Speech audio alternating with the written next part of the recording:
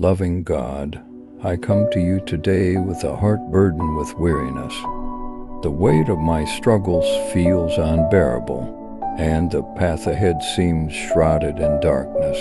I am exhausted, my spirit is broken, and the temptation to give up is strong. But I know that you are my refuge, my strength, and my hope.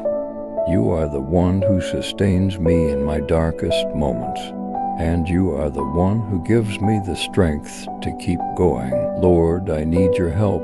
Please give me the grace to endure this season of difficulty. Help me to see through the fog of despair and to remember that you are with me even when I can't feel your presence. Give me the courage to face my fears, the wisdom to make the right choices, and the perseverance to keep moving forward, one step at a time. Lord, help me to remember your promises and your love for me. Remind me that you are always with me, even when I feel alone. Remind me that you have a plan for my life, a plan that is full of hope and purpose, even when I can't see it. I know that your plans for me are good, and I trust in your perfect timing.